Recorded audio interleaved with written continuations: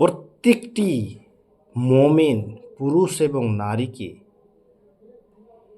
এক হয়ে সঙ্গবদ্ধ হয়ে পথভ্রষ্ট মানুষকে পথের দিশা দিতে হবে। অর্থাৎ আল্লাহর পথে ডাকাকেই নবী ও তার সঙ্গী সাথীরা প্রধানতম কাজ হিসাবে গণ্য করতেন।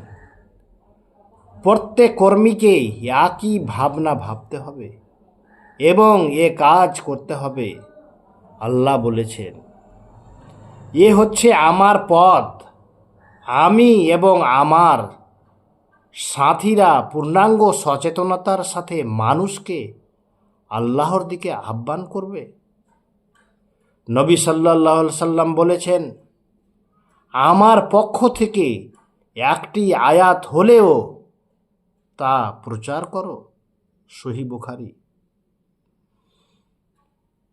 আমর বিল মারুফ ওয়া নাহি আনিল মুনকার সংগঠনের একজন কর্মীকে সালাত কায়েম, যাকাত পরিশোধ এবং আল্লাহ রসুলের আনুগত্য করার সাথে সাথে ন্যায়ের আদেশ ও অন্যায়ের নিষেধ করার কাজ করতে হবে।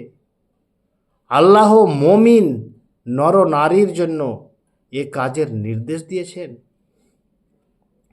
মুমিন পুরুষ ও মুমিন নারী হচ্ছেন একে অপরের বন্ধুর মতো।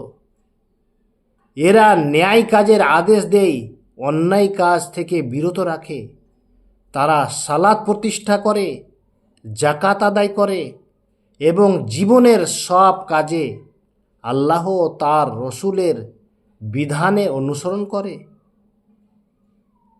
সূরা আল ইমরান 101 নম্বর আয়াতে আল্লাহ বলেছেন, মুমিনদের আমর বিল মারুফ এবং নাহি আনিল মুনকার কাজের দায়িত্ব দিয়েই দুনিয়া পাঠানো হয়েছে।